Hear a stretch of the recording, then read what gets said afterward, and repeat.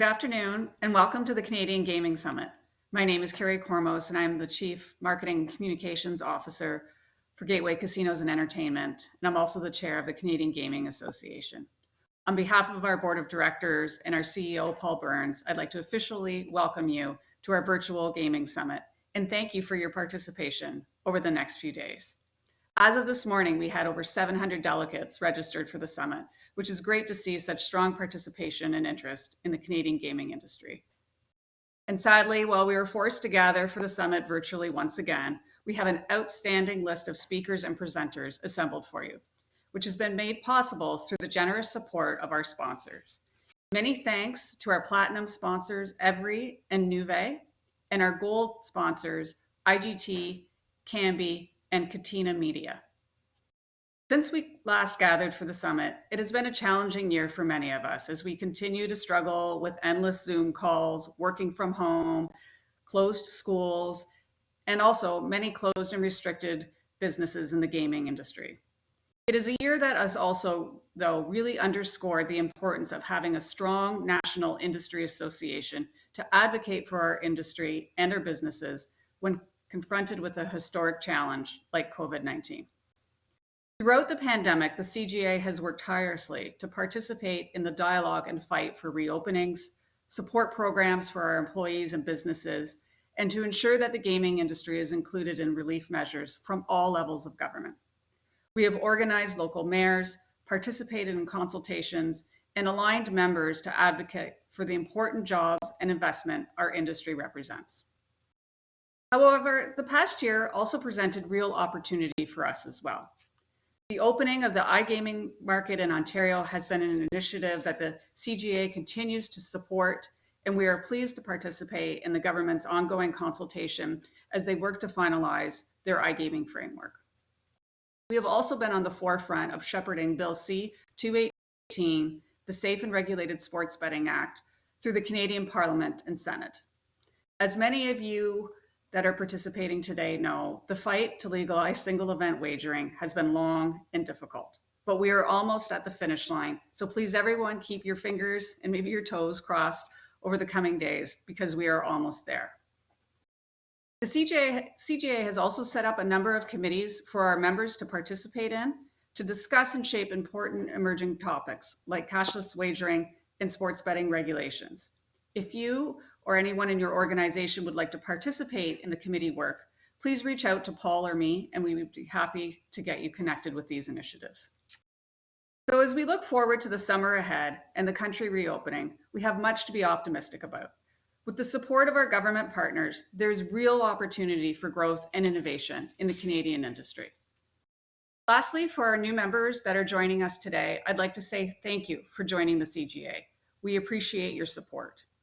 In just 2 short years, we have more than doubled our membership in the association, which I think is a testament to not only the key role the CGA plays in advocating for our industry, but also the untapped opportunity that lies ahead. In closing, I'd like to offer my sincere appreciation to our CEO, Paul Burns, and Amanda Brewer. They have worked tirelessly over a very difficult year on these initiatives and so much more that you will learn about in the coming days. And we are a stronger association for all of our collective efforts, and it will ensure that the CGA will continue to be a leading voice for the gaming industry in Canada. So I hope everybody has a great summit and enjoys the speakers and presentations. I look forward to seeing you in the virtual networking session at the end of the event. And for now, I would like to get things kicked off with our first presentation. I will now pass you over to Yuval Ziv, the Managing Director of the Managing Director of Digital Payments with Nuvei, a CGA member, and of course, as I mentioned, a platinum sponsor of this year's summit. He will introduce our keynote speaker. So over to you, Yuval.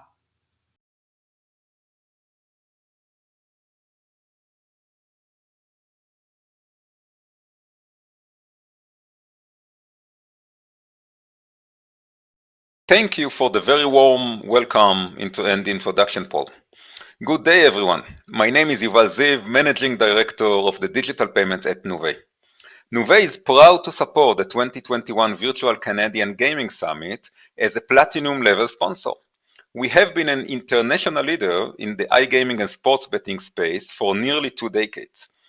The growth of the North American iGaming market, specifically in Canada, presents a compelling opportunity, especially as we are at the early days.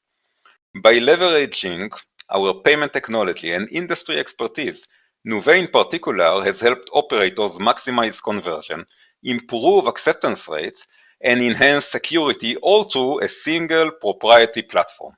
And now, we sincerely look forward to working with the Canadian gaming professionals in all sectors as a dedicated resources and partner. We are a proud member of the Canadian Gaming Association and are excited to be assisting them in meaningful manner to support the evolution of Canada's regulated gaming industry. We would like to ensure that in the future, Canadian iGaming operators experience the same innovation and seamless checkouts and payments that our European counterparts have enjoyed for many years. With that, it's my pleasure to welcome you to today's opening keynote session, which is a Lottery Corporation CEO Roundtable discussion. Today's Roundtable participants include Paul Burns, President and CEO of the Canadian Gaming Association. Paul is a seasoned public affairs and gaming practitioner with more than 20 years experience in the private and public sector. He was instrumental in establishing the CGA in 2005, recognizing the need of the National Trade Association to advance the evolution of Canada's gaming industry. Manny Atwal, President and CEO of the Manitoba Liquor and Lotteries Corporation. Manny joined Manitoba Liquor and Lotteries in November 19 and is responsible for the corporation annual business performance, daily operation, and the achievement of the strategic goal. Duncan Hannay, President and CEO of the Ontario Lottery and Gaming Corporation. Duncan and his team are committed to building strategy for the future and leading the organization through recovery and the next phase of growth, while continuing to support communities across Ontario. On behalf of today's presenters and the entire team at Nuvei, we hope that you enjoy today's keynote session. We also hope you'll take the advantage of all the great sessions content that the summit has assembled for the balance of today and for tomorrow, as well as the two virtual networking receptions that will occur as final events on both days. Again, thank you very much for being with us and enjoy the event.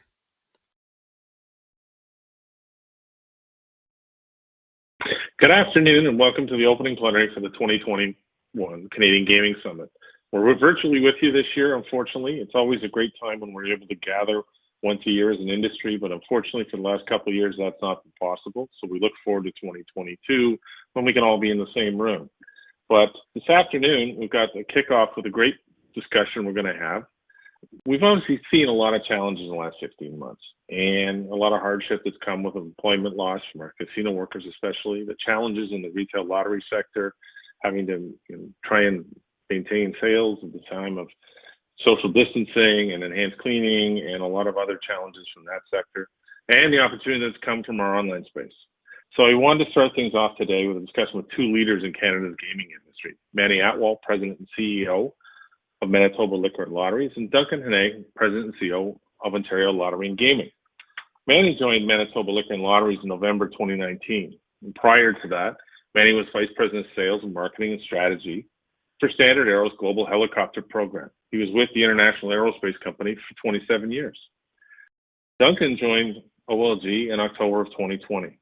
He brings over 2 decades of experience growing businesses across numerous channels in the banking and financial services sector. More recently, Duncan was the President and CEO of Street Capital Group, a Canadian public company offering best-in-class retail banking products. Duncan has held C-suite leadership positions at Finastra, G&H Canada, Scotiabank, and E-Trade Canada. So, gentlemen, welcome to the opening session for the Canadian Gaming Summit in 2021. Thank you for joining us. And having looked at your bios, I have to ask you both the same question. So you've come out from long experience, careers in other sectors, coming with tons of business skills, obviously. But what attracted you to come to Crown agencies and the gaming space? That's, I think, a question a lot of people would have when you hear the two your backgrounds and your bios from where you've come. So Manny, do you want to kick things off? And really what attracted you to joining Manitoba Liquor Lotteries? Yeah, absolutely, Paul. And thanks for having me here and being part of this discussion. Really looking forward to it. And it's my first session here with this team as well. So I'm looking forward to this overall workshop. Yeah, it's quite a big change. I spent my entire career working in an industry for a global leader in aerospace, and ran multiple businesses, and was able to travel around the world and live in other countries, and manage factories in different ways, and manage different teams in different ways as well, entire organizations. The opportunity for this role came up. I received a call from somebody. Again, I wasn't looking. It just one of those things that happened. Somebody called me and said, "Would you be interested in this type of role?" And it's not very often, especially in Winnipeg, that a role would come up as large as this one in terms of responsibility and scale. 3,000 employees, 1.3, 1.4 billion in revenue.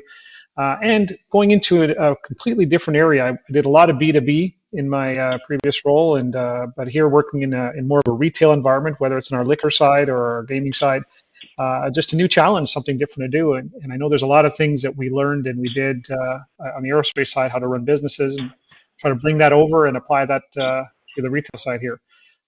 So yeah, it was just a new challenge, something different, and so far I'm about 18 months in, and I'm absolutely enjoying it in spite of all the issues and challenges we've seen in the year. Just really enjoying the challenge, and finding new ways and different ways of doing things, which we'll talk about today here as well.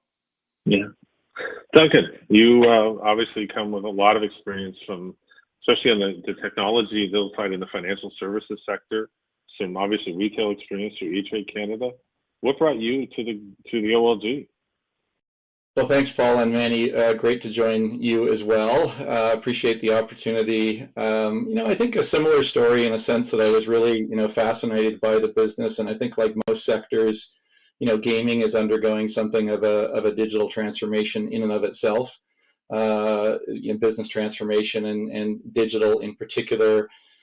Is an area where I've centered a lot of my career. I'm very interested in sort of consumer marketing, go-to-market initiatives and programs. And, the province was clearly looking for someone to come and apply a more commercial lens to the business, particularly as the market opens and OLG looks to position itself as a competitor and really pivot from its roots as a crown business to looking and behaving and feeling more like a commercial operation. So to rebuild that strategy and execute a transformation of that nature was really the interest for me. And I think the combination of that and also being able to give back to the province and the people of Ontario was really what drove me to the opportunity. That's great. I mean, you've both started pretty interesting times too, given what we've been through in the last 15 months. But Duncan, you were in the middle of the last pandemic and joining in October of 2020. Manny, you were just a few months ahead. And in terms of expectations coming in at this time and having to deal with organizations that are challenged, let's just be honest. And I think everybody, in businesses were challenged, your stakeholders challenged. Talk a little bit about what that experience was like in terms of where you've started and expectations coming in terms of, obviously, Duncan, you knew exactly what was going on when you walked in the door. Manny, you probably had other plans. So when I talk about some of that. Yeah, sure. I can start with that, and yeah. So similar to Duncan, as I came in, we wanted to bring in a little bit more of the commercial or private sector approach to running businesses and doing things a little differently. So as I started, one of the first things that we did is develop a strategic plan, and develop one that was looking forward 2 to 3 years. And trying to leverage a bunch of different things that we knew that we wanted to spend time on and energy on and make investments in. Technology was actually at the very top of that list. There was some other work to be done just organizationally that we wanted to make some changes and refocus our efforts, but technology was very key. And also ensuring that our employees had the right environment and the right setup for us to move forward as well. So strategic plan, we worked with our executive team, put it together, and really looked forward. Our board was very supportive, and it was great. And we presented to the board some of the vision and the planning go forward. I believe it was March 8th or 9th of 2020 when we presented that to the board, and we were pretty excited and energetic, and we're about to kick some things off. And quite literally within a week, the world changed for us, and we had to. And again, everybody uses the word pivot. It just is the word pivot, right? We had to understand what do we do now, and how do we move forward. So the challenge for us was really taking this strategic plan, which we believe is valid, and we refreshed it this year. And you know what? It really is still valid, and we are moving forward on it.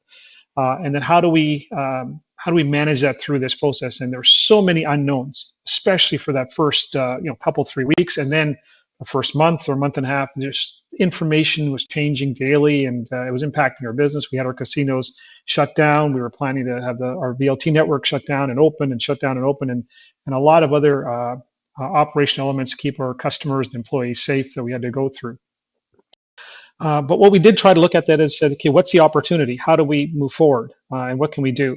And this is where, again, part of our strategy was leveraging iGaming more and more. So, we pushed it harder, and we leveraged it more, and we promoted it more. So it wasn't something new that we didn't plan on working on. It was something we wanted to build. The pandemic just got us there faster in terms of what we needed to do and how we needed to do it, and get it to our customers and to the public, and make it easy for them to transition to iGaming where we could, and also work with our business partners on the lottery side of things, so all the private retailers we deal with as well. How do we make that easier and better, and how do we leverage technology and some of that too, which we incorporated some changes. And again, something we wanted to do anyway. We just had to speed some of that up as we went through the pandemic. So those were some of the opportunities that came up, and we built on, and we can talk more about those as we go forward. There's a lot of other interesting activities. But obviously, the big challenge is our employees in our casinos. They were hit so hard. We just weren't able to open them. And, we have 1,300 of our employees that were laid off, and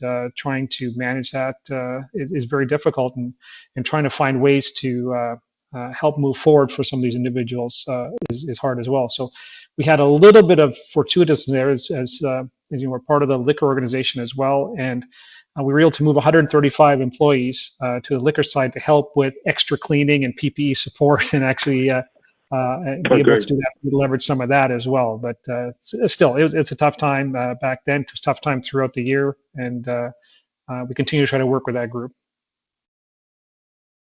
Now, Duncan, you saw, obviously with the casino sector was one, and then charitable gaming and horse racing having its challenges through this period as three of your major stakeholders. But also, lottery is still the lifeblood of the business, and you had a retail network that was challenged, and you did some things to help them, right? To give them some, especially in the retail. You talked about it. There was a scratch product that was done specifically to give the retail lottery vendor a boost.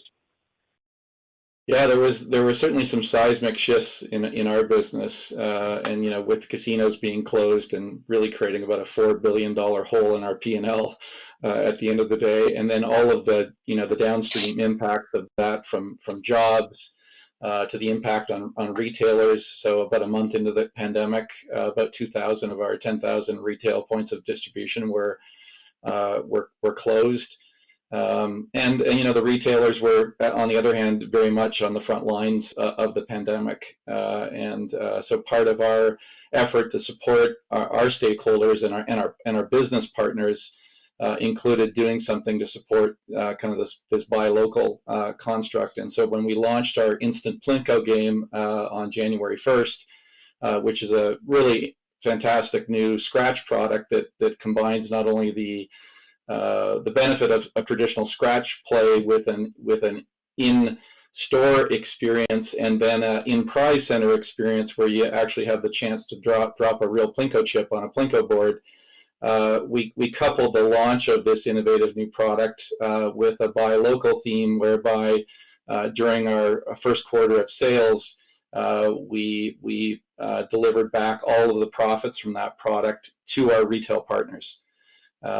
And we absolutely blew the lights out on the launch of that product. I'm glad to say that we're north of 90 million in sales already. We delivered back over 20 million in net profits to our retailer group.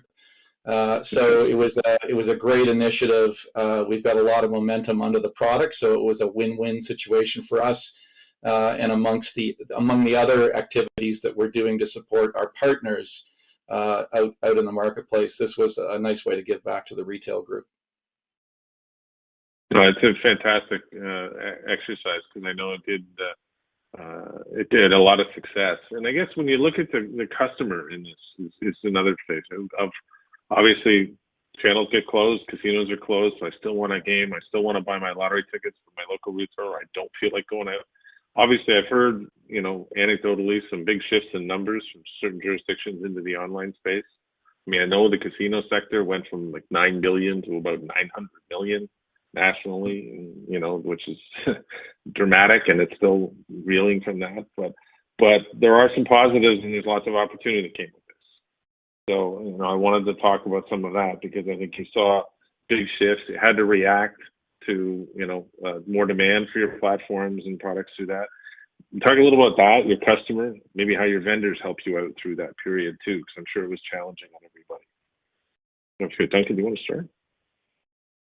Yeah, sure. As I said, there was certainly a seismic shift in our business with the pandemic, and sort of that consumer behavioral shift towards digital environment across a variety of sectors has been underway for some time, as we know, but the pandemic certainly accelerated that when it hit, and we saw a significant spike in digital customer growth and interest on our digital platform early into the pandemic. I'd say at that point we really didn't have the platform to support that type of demand or traffic.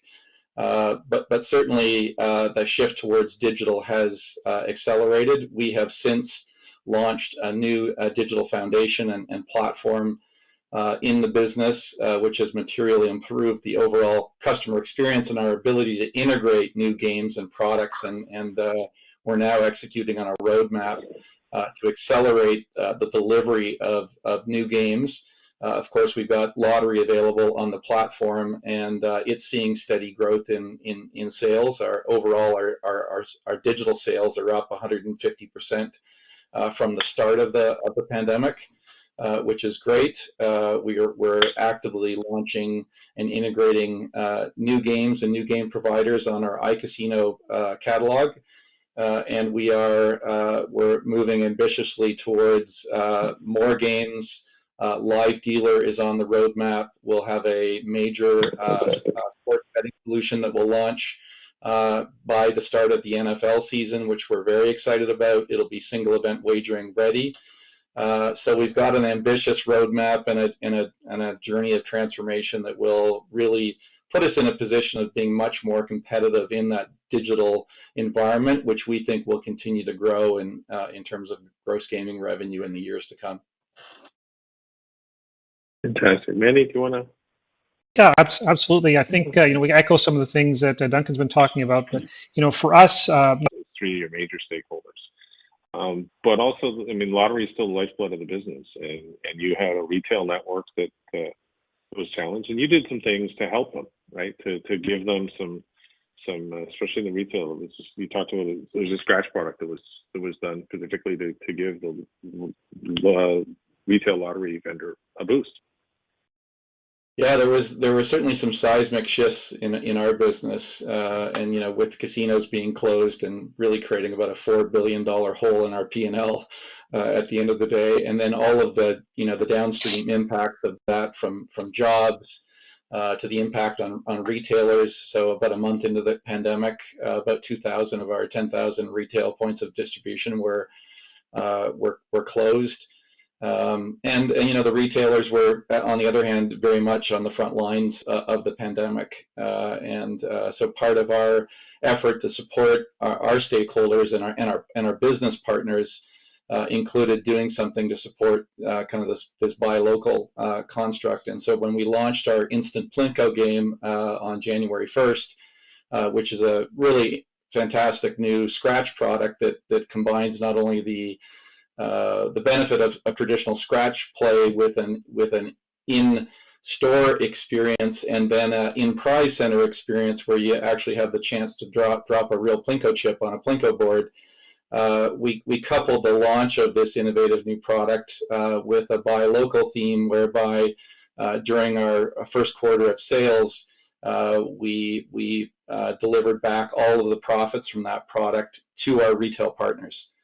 And we absolutely blew the lights out on the launch of that product. I'm glad to say that we're north of 90 million in sales already. We delivered back over 20 million in net profits to our retailer group.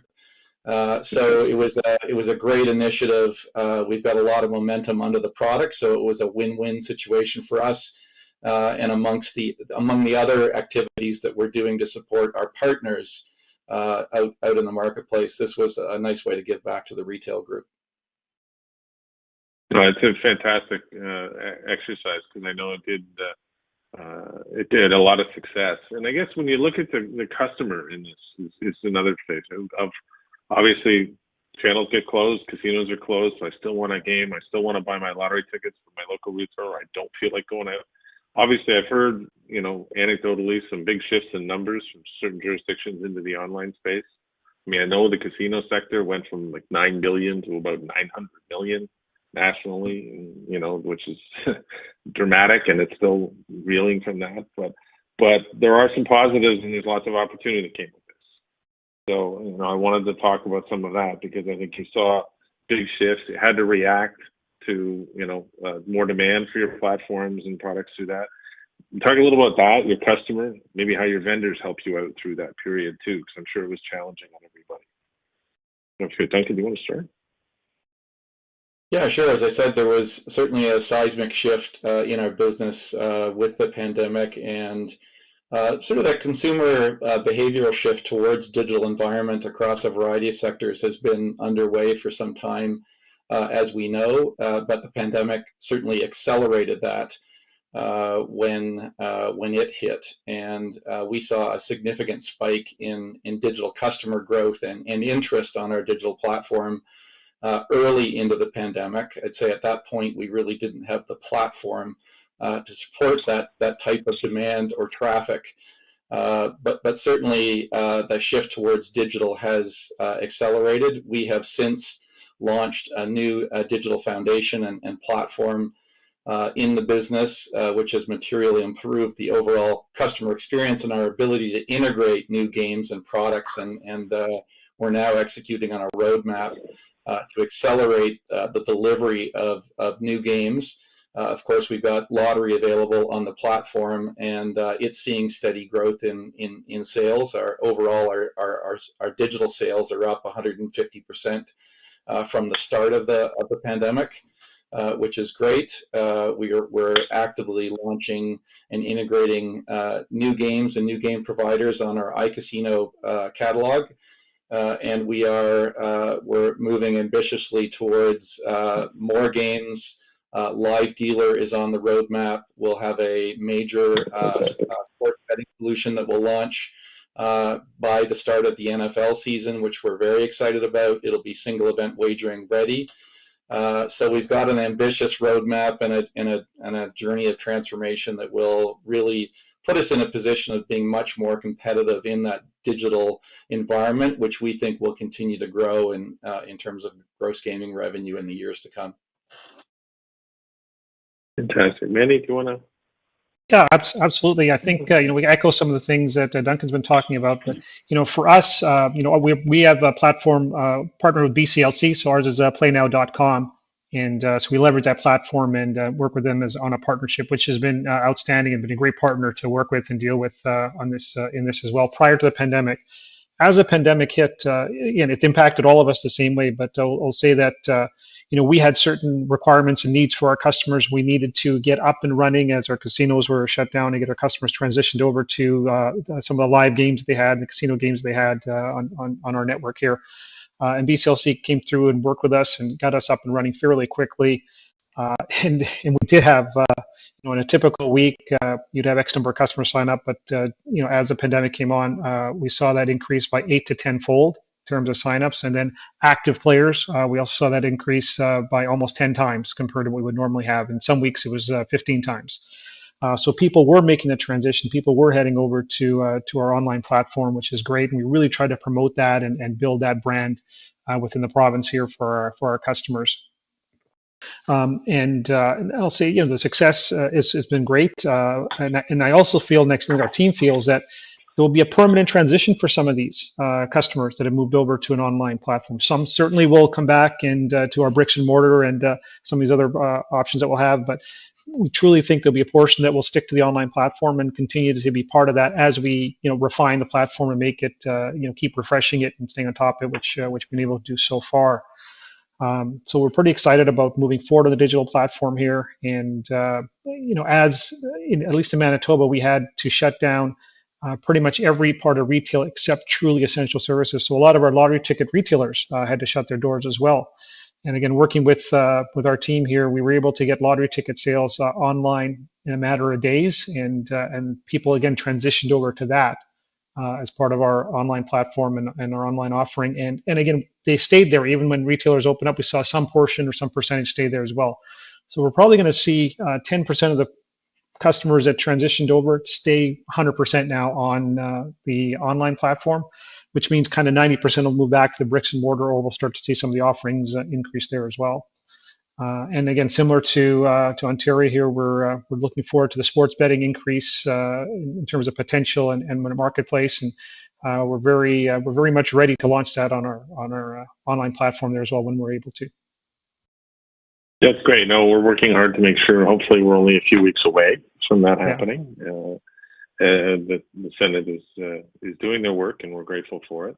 No, I think that's some of the things that we've seen through this period too. It's brought opportunity, and then we've talked about the shifting of accelerating some business plans potentially, and some other pieces you can do. Do you want to touch on some of those things that you're doing in terms of saying, hey, this change in customer behavior, this pandemic brought about and accelerate. A lot of people talk about it. Fast forwarded things 5-7 years in terms of business plans. So maybe not that much for you guys, but talk about some of that in terms of where you think it's accelerated your business in this period and being able to get that strong adoption, that customers back into those online platforms and on different products too.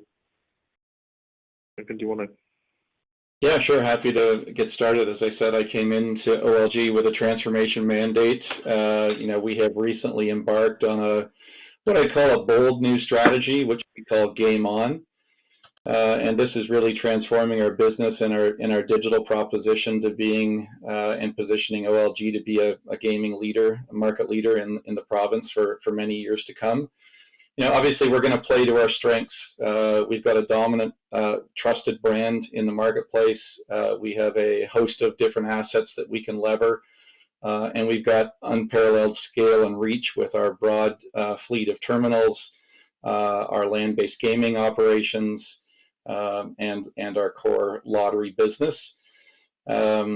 But I will say that really every element of our new strategic plan relies on our people, and a big part of our change is going to be a shift in culture and the way that we work, to be much more agile in our delivery approach, to be much more delivery focused.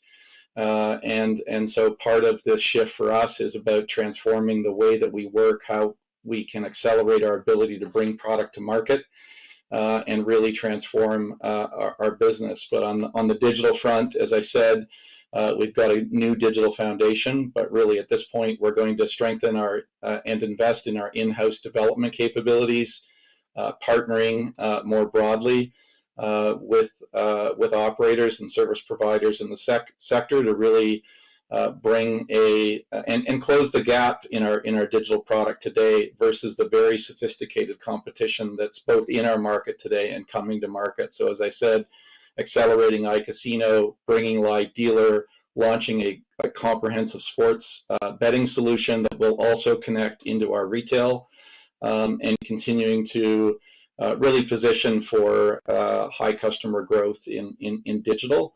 And competing with our brand in the marketplace in a way that we think is compelling. At the same time, land-based gaming operations plays a key part of our gaming ecosystem in Ontario. We're still dominantly a land-based operation, 27 casinos across the province. So clearly, we're going to work with our partners to transition those sites back to operation. That's a significant mandate, of course. We've got over 11,000 jobs and over 27,000 jobs that would be indirectly tied to that sector, We want to get it up and running, and also support our partners as they think about how they combine their digital business together with land-based, and continue with the capital investments in our various gaming bundles, because we still think in land-based gaming, Ontario is underdeveloped. And then lastly, I'd say in lottery, well, it's to me, it's the gift that keeps on giving, in a sense. It's been tremendously strong. We think there's still significant untapped opportunity in lottery, and to the extent that we can bring that together with our land-based operations and our digital business, we think that makes the OLG brand and proposition compelling for the people of Ontario. And obviously, given that all of the proceeds go right back to building hospitals and supporting communities and First Nations and the people of Ontario, we think that's a winning success. But we certainly but we certainly have lots of work to do. For sure. Manny, do you want to? Yeah, and from our perspective here, you look at parts of our business, you look at the gaming and the casino part of our business, since its inception, it's really kind of been the only place you could go to. There wasn't a lot of competition for casino or gaming or VLT at the time. You're competing for disposable dollars, but not necessarily that experience. But once you get to the online platform now, and you see more people transition, and overall demographically and globally, people are transitioning online. We're in a competitive environment now, which is challenging, but it's also very exciting. It actually excites me and our team, and now we can start thinking about different ways to engage our customer base and our target market, and actually steal customers from competition to ourselves and to our platform. And how do we do that? How do we understand what the value proposition is for our customers? And reality is, in the last 18 months, and probably more so in the last 12 months, that's changed as they become more comfortable and more secure and more confident in doing things online. I don't mean just gaming, shopping. Every element of online has increased substantially. Medical, you're seeing your doctor online now and video calls, and we have that here too. So people are becoming more and more comfortable, confident, and so we need to be at the front edge of that too for our value proposition to our customers. So the teams are working very hard to engage the customer base, to make it as easy as possible and easy as practical to sign up, to be part of the process, to get promotion, and be aware of what's going on and what entertainment options that we do provide and we have available to our customers as well. So that's a very exciting time for us here, I think. And when I think about the next 2 or 3 years, being in a truly competitive environment like this right now, it's going to be really engaging for our teams and our people. So we're really looking forward to it. It's going to be very much as a private sector type of organization here that we got to be like and be nimble and be quick and react quickly. And just like Duncan's team is doing that, we're doing the same types of things. We're trying to streamline our decision-making processes, streamline our overall processes, reduce any non-value added. So from my aerospace background, we're actually bringing in lean process methodologies and lean training and CI into our organization, which on the surface you normally don't look at, but we've incorporated in service environments before in my previous life, and we're going to start to incorporate that here as well and try to make ourselves more efficient and nimble too. So we're excited about that, and it will be challenging. It'll be entertaining, and I do foresee a fair bit of growth here as we go forward. Our land-based casinos and options are still very critical for us as they open up. We've got our 6 casinos in partnership with the First Nations and ourselves here in Manitoba, and they're gonna need to be robust. They're gonna need to engage our customers a little bit differently. We went through a process where the comfort level of our demographic, I don't see them being bunched up again and shoulder to shoulder all the time. It's just it'll be a psyche here for a period of time that people are going to need to have some level of space and some level of comfort. And we've actually socially distanced most of the equipment within all of our casinos to the point where even for the first year or two as we go in, you'll be distanced enough from other players. So if you want to be with your friends and family in one machine, absolutely. But if another machine will be a little bit further away to provide some space for our customers and some level of comfort there as well. Yeah. So those are things that we're changing now. That's great, because I know a lot of things. I mean, there's an upside to the machines getting bigger and bigger like they were. It's actually easier to social distance because they're getting so big. And I think the only thing we all wish for, at least I do, for ending virtually in schools for the kids is really what I'd like to see end soon. Other than that, I think everybody has adapted quite well. I want to shift to sports, obviously, because it's been mostly I've been working on for the last little while and talking about it, so I like talking about it. But it is also someone talked about the great disruptor too in this exercise and what it's bringing and changing a product and changing things, because we get a lot of our sports in the United States. We see a lot of what's going on in terms of the brands and everything else across the fields and ranks and so on. And we've seen and people are getting excited. We've had this big gray market in Canada, which hopefully we can start to whittle away at, which is important for that. And I think that's the challenge. And you're both facing a little bit different things. And we'll talk about iGaming in Ontario in a second, because I want to get into some of that, because that is unique for what you're facing. But when it comes to sports, customers, they see all this advertising that's coming from the sports broadcast, the partnerships, the leagues, and all this stuff. The importance of brand. Because some say, well, that's going to be, these brands, whether it's the DraftKings, the PointsBet, they're very important to have. They're going to dominate the market potentially. They're going to have the challenge. But there's also two things I want to get to. One is there's talk about the authenticity of having a Canadian sports brand. There's a lot of talk about, Canadians are pretty fickle.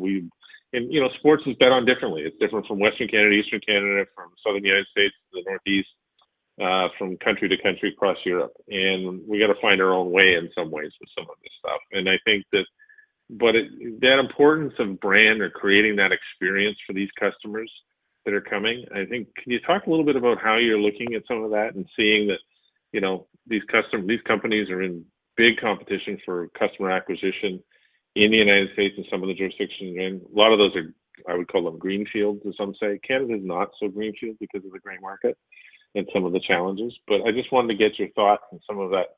Was that important a brand or carving out your own, and where you may be thinking of going with some of this? I'll leave it to whoever wants to start first.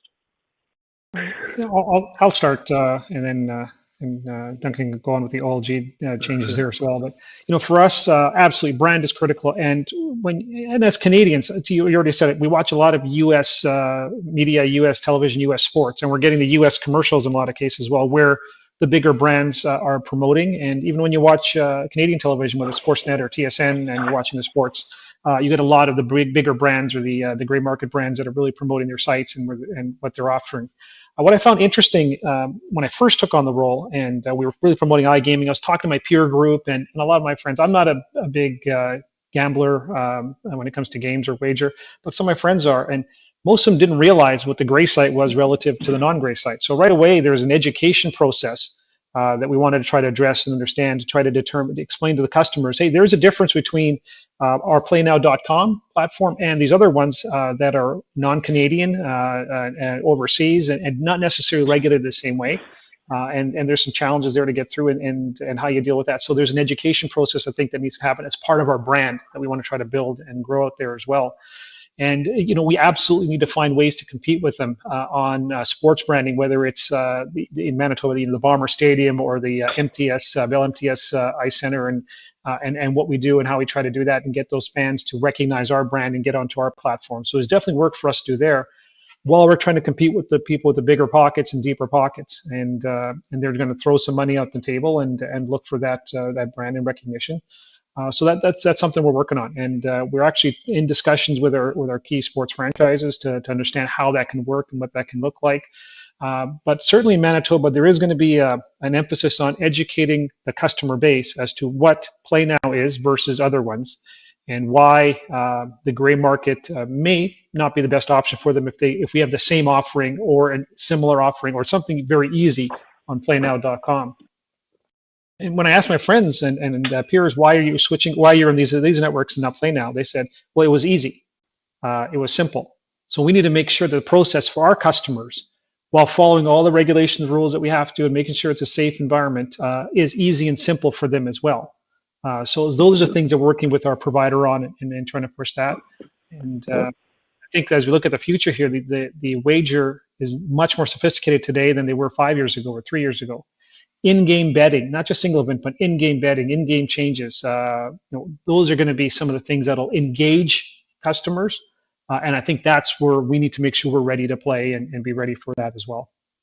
Yeah. Reducing that customer friction is key in this exercise, right? And making that streamlined approach and taking that friction away from the system, from sign up to deposit to bet, all of those things. That's been really the focus. Duncan, do you want to jump in terms of thoughts? You've got some great partnerships with MLSE going on in the sports space now. So where do you see your hand? A heavy convergence of interest around sports betting and single event wagering, and the teams, the leagues themselves, the media players and obviously the providers to the industry are all I'd say in Ontario this is what I call a frothy market at the moment, the equivalent of the fifth largest state in the U.S., and you've got the combination of not only iGaming becoming liberalized at the same time as sports wagering being available. So when you've got both iGaming and sports wagering in the equivalent of the fifth largest state, it's frothy. So we're going to see big brands coming to our marketplace with big spends. But what I will say from an OLG perspective is, we've got a very well-established, trusted brand in Ontario. We've got to remember that people are funding a digital wallet online, and that trust factor is important. They know OLG pays its winners, and that their money is safe, and that we've also got a robust, responsible gaming platform that is foundational to our brand in the marketplace. So we're very much focused on player health and keeping our players safe when they engage, so we think that's a big advantage. Our ProLine brand specific to sports betting, we think is also well established. I mean, apart from the OLG brand intersecting with up to 40% of the adult population every week in Ontario, ProLine is very much at retail as well, very well established, high awareness, high propensity with that brand. And so when we couple that with the right sports betting platform and solution that we'll bring to market later this year, we think that we can compete quite effectively, and we think that brand strength will really resonate with the people of Ontario. And I think for those that are well entrenched in sports betting, I think we'll have a lot of advantages on our platform. Number one, we're acquiring new customers in this category, if you will. So we'll be in a position to invest against that acquisition, and I think we'll provide the types of offers that are going to be compelling, even from a bonusing perspective. I think a lot of them are familiar with these big bonusing numbers, but heavy kind of play requirements. Well, that it's a bit of a bait and switch. You're not going to get that with an OLG brand or with ProLine, and so. I think if we get the platform right, we connect it with our brand, and then if we can also lever our relationships in land base, where we'll also be looking to establish sportsbook capabilities, and with our terminal fleet of 10,000 across the province, we think it's pretty compelling. So we're excited about single event wagering. Billions of dollars in Canada spent on wagering every year, none of it taxed. In Ontario, at least, we're looking to capture that opportunity. Well, that's what we want to see. Yeah. And I know you've got, obviously with the open market, which is going to be unique, I think, to North America, which we're going to see in the online space coming to Ontario. And it is, as you just mentioned, the fifth largest market. It's big. It's been great for membership in the CTA. It's been terrific because lots of people have lots of interest. At the same time, though, you've got some built-in advantages, right? You've got a strong lottery base. Let's look at that. That's a product you're going to have a monopoly on. That's the product that you've got a core group of a good, strong core group of customers to work from. And then beyond the other, so you obviously, it's clear from your comments, you've got a plan to compete. You got a plan to go forward. And in terms of there's lots of products to come. Is there some things off of that lottery product customer that maybe they can leverage out more in new games, maybe low denomination, high frequency games, some other apps and other things? Is those the kinds of things you're looking at to to try and make sure that you can hold on to that customer base? Yeah, I absolutely, and I would say, first of all, that I don't think of lottery as being a monopoly. We compete with synthetic lotteries. We compete with, hospital lotteries. We compete with lotteries, south of the border. So we still see that as a competitive business where we have to compete. Clearly where we can create sort of cross-channel opportunities and experiences for our customer, whereby they can participate in a iCasino digital game, online in that environment, or through our retail category in lottery, or to extend that into our charitable gaming locations and/or casino. We think that potentially is an incumbent advantage for us, and certainly we would look to lever that opportunity to further compete in the marketplace.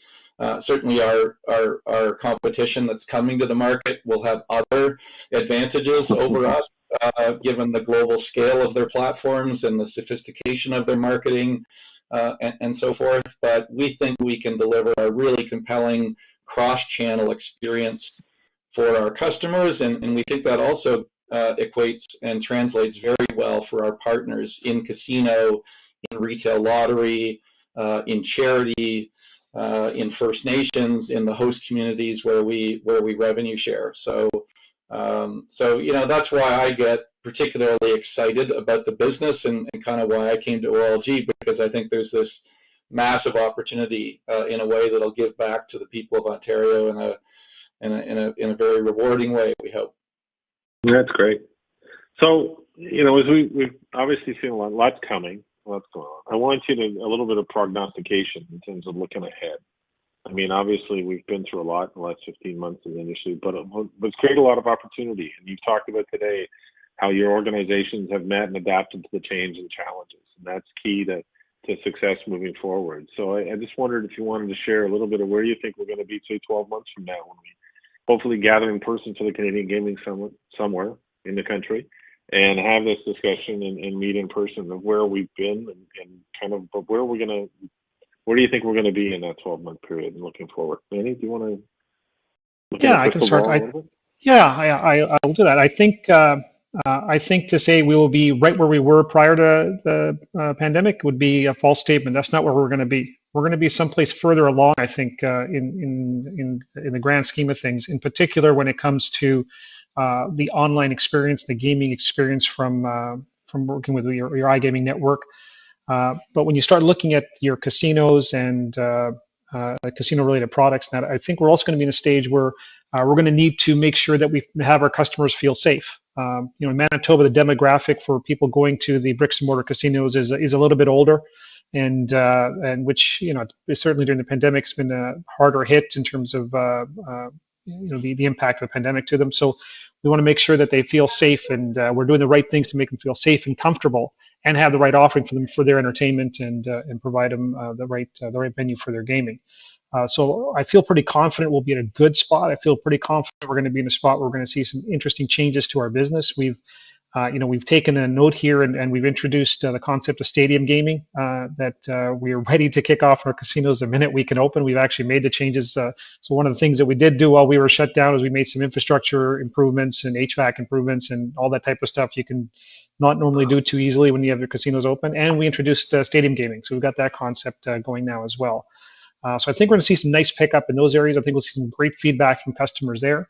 And it'll be about making them feel comfortable. And I think we're going to be able to do that. So it won't be quite the same as before, but I think it'll be just as good, if not better, in terms of the overall experience that our customers will be able to have, whether it's online, whether it's in our bricks and mortar casinos.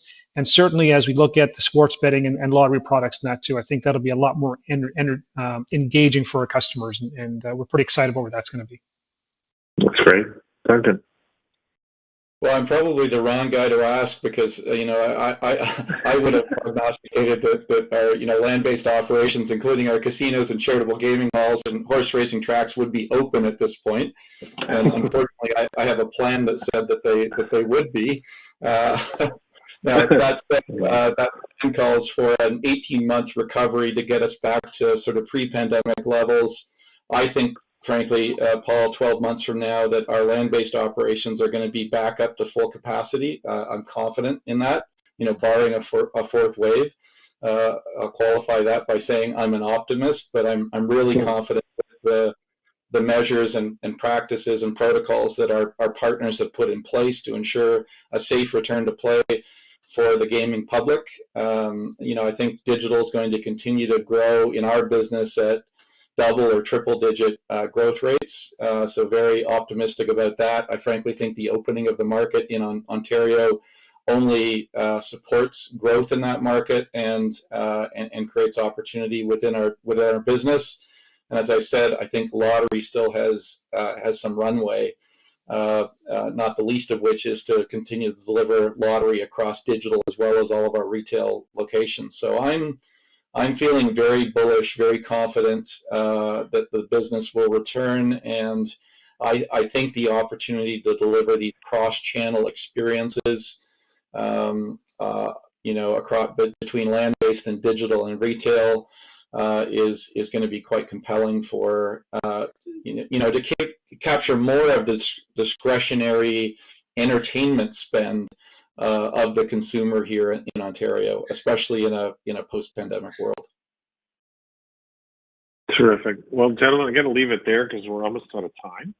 And I want to say thank you very, very much for this. It was great to have this discussion with both of you.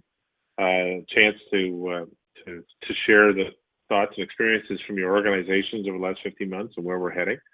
So again, this is a great discussion. I thank you for joining us. To everybody else joining us, to stay tuned. There's lots more great programming from the Canadian Gaming Summit through today and tomorrow. So thanks for joining us, Manny, Duncan. Really appreciate it, and we look forward to seeing you again soon. Hopefully in person soon. That would be great. So thanks again, gentlemen. We really appreciate it. Great. Thank you so much. Thanks. Thanks, Paul.